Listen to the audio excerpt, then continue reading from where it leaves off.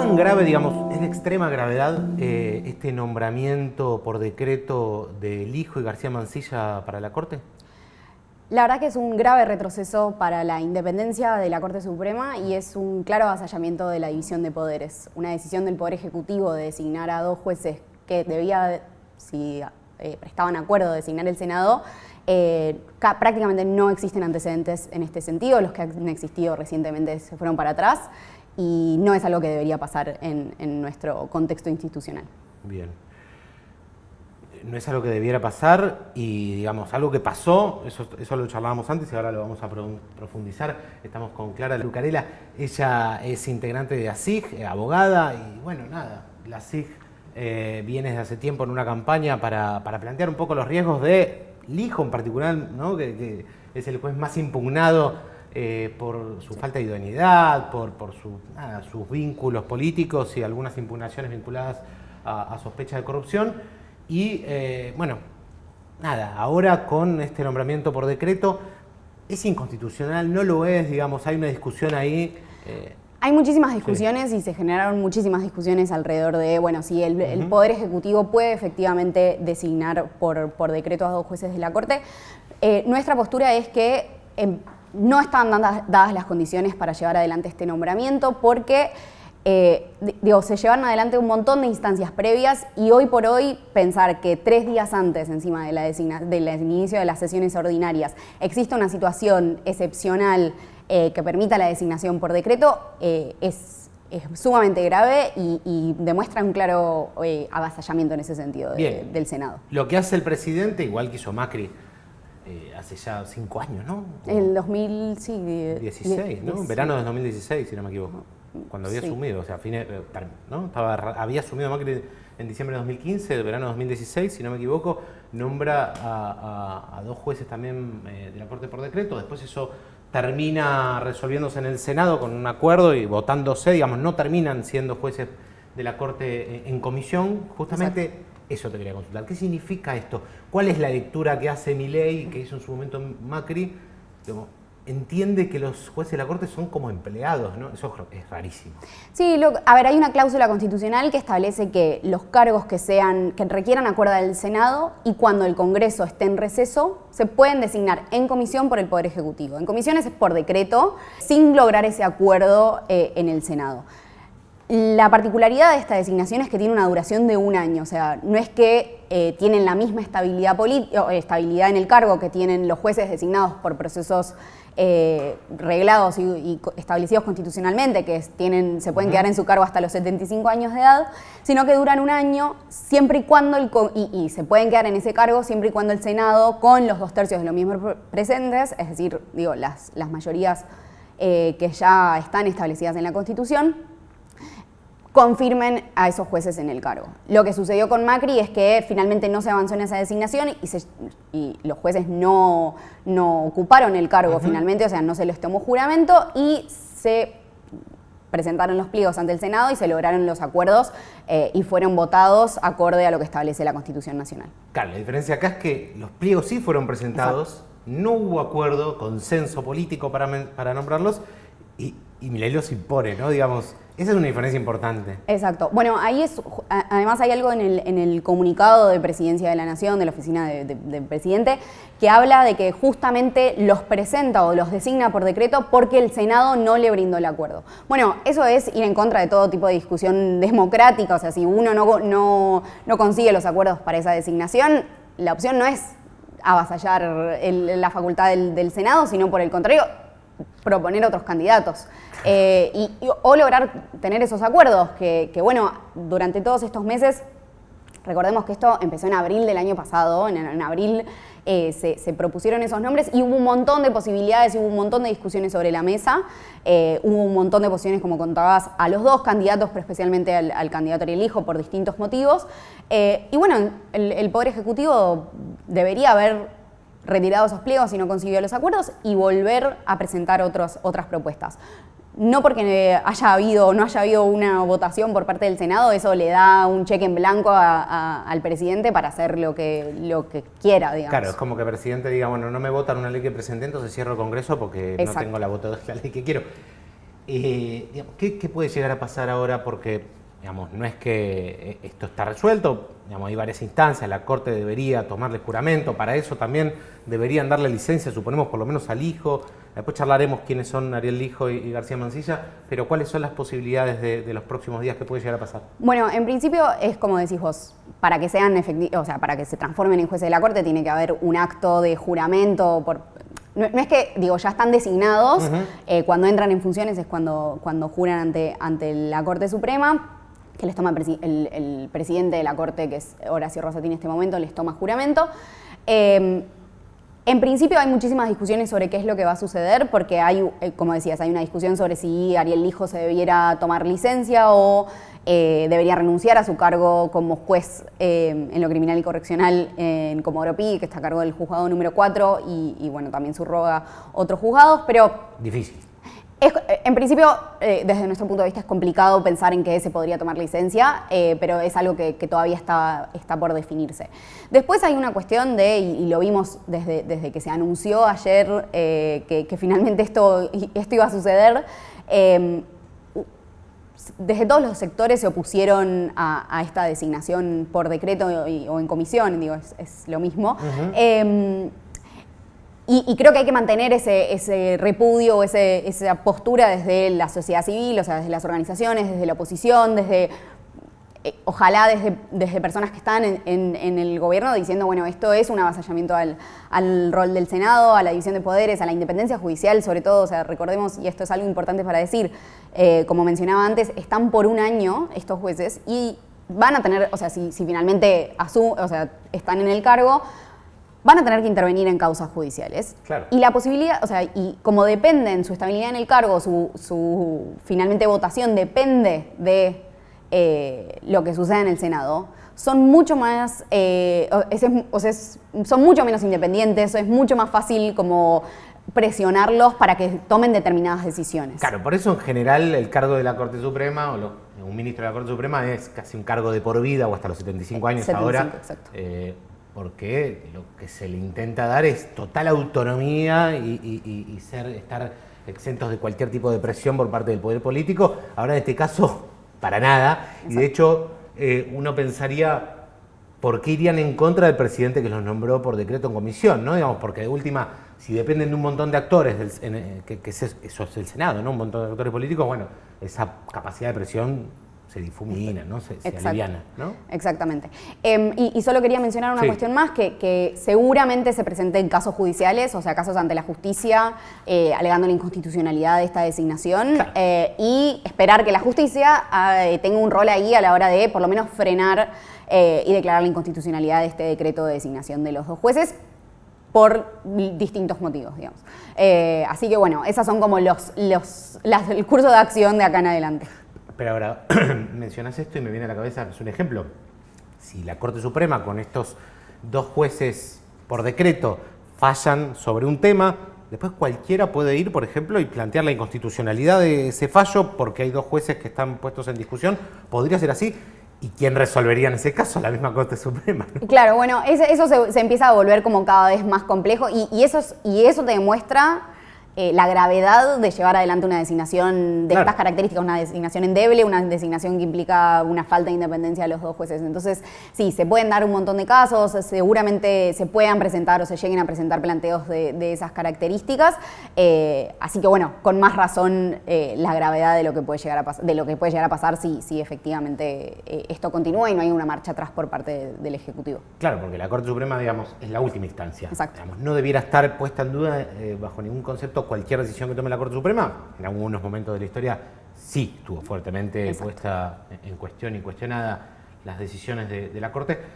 Más allá de esta cuestión institucional, estamos hablando de dos personas, de dos recorridos, de dos tipos que vienen de dos distintos lugares. Exacto. Y bueno, por ahí un poquito estaría bueno aclararlos y contarles a quien esté escuchando quién es Ariel Lijo y quién es García Mansilla. Primero, contanos quién es Lijo, que es el que más polémica genera. Dale. Bueno, Ariel Lijo creo que lo mencioné antes también, pero es juez actualmente, es juez desde el 2004 y está en el juzgado número 4 de Comodoro Pi. es uno de los 12 jueces de Comodoro Pi, seguramente son muy, digo, es una expresión que hemos escuchado muchísimo, hablar de los 12 jueces, porque son los jueces que llevan adelante las causas más calientes, si se quiere, o más potentes en nuestro país, vinculadas a temas de corrupción, a narcotráfico, a trata de personas. Son jueces que tienen la posibilidad de investigar casos bastante graves en nuestro país. Y con más roce político, ¿no? Por estas cuestiones. Exacto. Eso es desde su creación que ha sido así. Desde ASIG lo que hicimos, ni bien se planteó la propuesta de Ariel Lijo, fue, bueno, volvamos a ver quién es este juez. Y ahí encontramos un montón de información, no toda la que quisiéramos, porque eso también hay que decirlo, no hay tanta información sobre la actuación de los jueces, o falta un montón, digamos, pero ahí lo ideal es destacar como 3 cosas, o deberíamos destacar tres o 4 cosas. Lo primero es que no tiene un currículum, o sea, no tiene un CV destacado, no es un jurista reconocido, no cumple con la idoneidad necesaria para ocupar el cargo. Lo segundo es que es una persona sumamente cuestionada, o que ha sido sumamente cuestionada en su accionar como juez, y no inspira confianza en la ciudadanía. ¿Y esto por qué? En primer lugar, porque tuvo 34 denuncias ante el Consejo de la Magistratura. Esto solo para explicar qué es el Consejo. El Consejo es el organismo que está a cargo de la designación, de realizar los concursos y los procesos disciplinarios contra los jueces del Poder Judicial que no son la Corte Suprema, o sea, que no están en la Corte. Y en caso de los procesos disciplinarios puede imponer sanciones a la actuación de jueces y juezas. Recibió 34 denuncias, es el segundo juez más denunciado de Comodoro Pi ante el Consejo de la Magistratura durante los últimos, ya 20 años que es juez, porque está desde el 2004, como decía antes. Y además tuvo una denuncia penal que ha sido sumamente cuestionada la forma en la que se cerró esa causa. Entonces, esas 2 cuestiones nos hacen poner en duda como qué nivel de confianza podemos tener como ciudadanos y ciudadanas en la actuación de este juez. Y lo último tiene que ver, y 2 cuestiones más. Por un lado, analizamos su desempeño también como juez en lo criminal y correccional, y en particular cómo investigó las causas de corrupción. Y ahí vimos que tiene causas de corrupción, tiene 13 causas de corrupción. Recordemos que la causa de corrupción a nivel federal, en general, involucran a funcionarios públicos, a empresarios, o sea, son causas, de nuevo, como muy importantes a nivel político, mediático, y obviamente ni hablar para nuestro sistema institucional. Y él tiene 13 causas que están abiertas, o sea, la instrucción, la etapa de investigación que está a cargo de él, están abiertas hace más de 10 años. Tiene causas incluso abiertas hace 17, 18, 26 años. Dormidas. Dormidas, ¿no? Completamente dormidas. Cajoneada, dormidas, lo que se dice. Exacto. Y después cuando empezamos a ver qué sucede con esas causas, ahí hacemos un cuestionamiento sobre la independencia de este juez, porque tenemos dudas de su efectiva independencia si él lo que hace es, demorar las causas de corrupción justamente donde están involucrados funcionarios. Así que este es un poco como el perfil de Ariel Lijo y lo que hemos encontrado de nuevo con la información disponible. Es loco, ¿no? Porque así como desde ASIG y muchas instituciones y muchos juristas plantean esto como un inconveniente, como un problema muy grave, que maneje un montón de causas de corrupción y muy vinculadas a la política, que las tenga dormidas. Otros dicen, eso es garantía de que como Lijo maneja causas políticas y fue el garante de impunidad, pero para todos los espacios políticos eso es una garantía. Es muy loco, ¿no?, que estemos hablando de eso en la justicia argentina, o sea, que un juez, impugnado porque duerme causas, porque tiene el peor desempeño en cuanto a números, se lo plantee para la Corte. Incluso nos decían en una entrevista previa que era el peor juez del peor fuero, ¿no? Digamos, porque el fuero federal es un fuero que tiene unos malos números y él es el peor fuero, el peor juez de ese fuero. García Mansilla, ¿quién es García Mansilla? García Mansilla es bastante distinto al Lijo, como tiene un perfil bastante contrario, porque él no es juez, es académico, viene de la Universidad Austral, es eso, tiene muchísimo, tiene parte de su perfil tiene que ver con la producción de artículos y ha escrito y ha mencionado su postura en distintas instancias. Sí. ¿Se graduó en la Universidad Austral o es docente de ahí? ¿Sabemos eso? Es docente, ha sido decano también de la Facultad de Derecho de la Universidad Austral. La cuestión con García Mansilla tiene que ver más con sus posturas jurídicas y su argumentación en relación a determinados derechos. En particular, vemos un problema con 2 cuestiones. Por un lado, todo lo que tiene que ver con su postura sobre la interrupción voluntaria del embarazo, que eso, lo ha expresado, incluso participó del debate en su momento en la discusión de la ley de interrupción voluntaria del embarazo en el Congreso y se manifestó en contra del aborto, y no solo eso, incluso en casos de violación. Sí. Entonces, bueno, esa es una postura preocupante. Es importante decir que él en su audiencia igual manifestó varias de sus posturas y mencionó varias de sus posturas, entonces hay forma de saber qué es lo que piensa en relación a otros temas, pero conocemos su postura más que nada por lo que ha escrito, entonces si no ha escrito sobre determinadas cuestiones, claramente no lo sabemos. Y otra cuestión importante tiene que ver con... Perdón, también ha dicho en una de esas audiencias que él nunca hubiera asumido como juez de la Corte, digamos, si lo hubieran designado por decreto. O sea, vamos a ver si es coherente, ¿no? Con la cuestión. Habrá que esperar a ver cómo sigue todo, pero bueno, hay algo que también él piensa. Nosotros en Argentina ratificamos, o el Estado argentino ratificó una serie de tratados internacionales de derechos humanos y muchos de esos tienen jerarquía constitucional. Y esto significa que tienen un nivel de relevancia en nuestro sistema jurídico que no puede ser omitido. Muchos de los organismos que dictaron estos tratados internacionales generan también interpretaciones sobre el contenido de esos tratados. Bueno, García Mansilla no considera que eso tenga que ser sí o sí incorporado como parte de la discusión. O sea, puede considerarse, pero no es obligatorio tomar esos estándares para la interpretación del alcance de los derechos. Y bueno, eso puede ser un problema a la hora de resolver un caso, o por lo menos en una postura un tanto como que no toma en cuenta esas posiciones. Pero a ver si entendí bien. Él cree, por ahí entendí mal, pero digamos, entiende que esos tratados no debieran estar por encima de la Constitución, como entiendo que... No tiene que ver con los tratados, sino como con los instrumentos que interpretan esos tratados, que básicamente explican qué es lo que dice y qué alcance tienen esos derechos. Si no es letra muerta. Bueno, si no, el nivel de interpretación puede ser distinto o el tipo de interpretación puede ser distinto y puede solo considerar las cuestiones a nivel nacional. Bien, como con la Constitución, en este caso Milei interpretándola. Bueno, a ver, entonces estamos diciendo que un tipo sospechado y acusado por un montón de juristas y de instituciones como un corrupto, como un garante de la impunidad, como el peor juez de su fuero, y del otro lado un catedrático que es cierto que se lo vincula al Opus Dei, digamos, con unas posiciones muy conservadoras o ultraconservadoras respecto a un montón de derechos y de cuestiones, vinculado al sector hidrocarburífero. Son los dos candidatos para la Corte. ¿Ninguna mujer? Ninguna mujer. Era un debate también, ¿no? Exacto, ese es el punto, como un punto también sumamente relevante. Sí, o sea, hemos tenido en nuestra historia 3 mujeres únicamente que fueron juezas de la Corte Suprema, lo que demuestra que hay una evidente desigualdad estructural a la hora de llegar a esos cargos jerárquicos. Y hoy se ven aún, o sea, todo se ve empeorado porque si esto, si avanza en función de lo que sucedió ayer, seríamos uno de los únicos países, el único en Iberoamérica, por lo menos ese es el dato, que no tiene mujeres en su superior o en su máximo tribunal. De nuevo, es de suma gravedad también ese punto porque bueno, no es que no hay mujeres juristas reconocidas con trayectoria que podrían ocupar ese lugar, entonces, bueno, demuestra que no hubo una voluntad de designar mujeres efectivamente. Bien. ¿Qué justicia quiere Milei, no? Digamos, o qué expresa estas designaciones sobre la justicia que Milei pretende?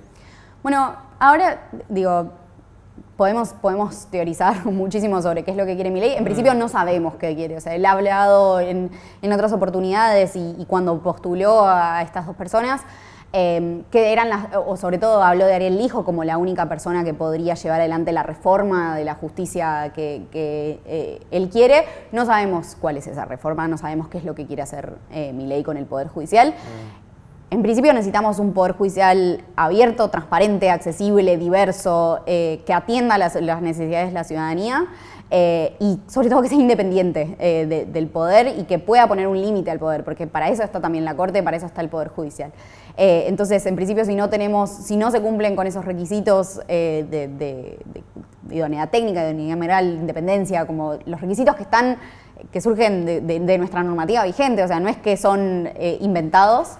Entonces, bueno, ese Poder Judicial no lo vamos a tener y bueno, es una deuda que todavía, o sea, que vamos a tener y vamos a seguir teniendo en Argentina. Así que bueno, sería un problema más para resolver a futuro, digamos. Bien.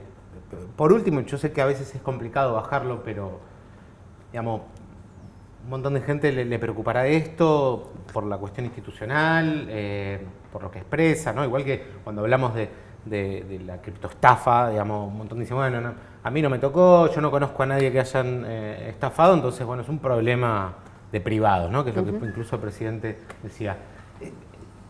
¿Cómo afecta, digamos, en la vida cotidiana, en el día a día? O un par de ejemplos quizá, ¿no? Como para decir, bueno, mirá, acá tenés un ejemplo de cómo una justicia que no opera como debiera o que no tiene una mirada popular o lo que fuera, la vida cotidiana de los argentinos. Es re difícil hacer eso porque es verdad, la Corte Suprema parece que está allá arriba, que no tiene incidencia, pero la Corte, podemos pensar en dos cuestiones por lo menos. Es quien le tiene que poner un límite al poder y para eso necesita ser independiente también. Entonces, cuando lleguen casos en donde se cuestionen las medidas tomadas por cualquier gobierno, o sea, no solo con Milei, sino con cualquier gobierno, debe tener la independencia necesaria para decidir acorde a derecho, acorde a nuestro ordenamiento jurídico. Son palabras grandes, pero a nuestra Constitución, a los tratados de derechos humanos, a las leyes. O sea, tiene que poder resolver con independencia y acorde a la normativa. Y como mencionabas antes, esto ya nos pasó. O sea, ya tuvimos una Corte que avaló todo lo que proponía el presidente y ese fue durante el menemismo y con la mayoría automática, y eso ya nos pasó y no nos puede volver a pasar porque vimos el detrimento institucional que eso significa. Y por otro lado, la Corte Suprema también tiene la última palabra en la decisión de conflictos que también nos atañen en nuestra vida cotidiana. Entonces, todo lo que tiene que ver, bueno, la Corte Suprema fue sumamente relevante después de la dictadura para definir, bueno, efectivamente había que condenar a quienes... Juzgar, ¿no? Sí, que se abran los juicios, ¿no? Digamos, se abran los juicios. Exacto. Sí. Bueno, en su momento también con fallos relevantes en materia de interrupción voluntaria de embarazo, esto lo mencioné.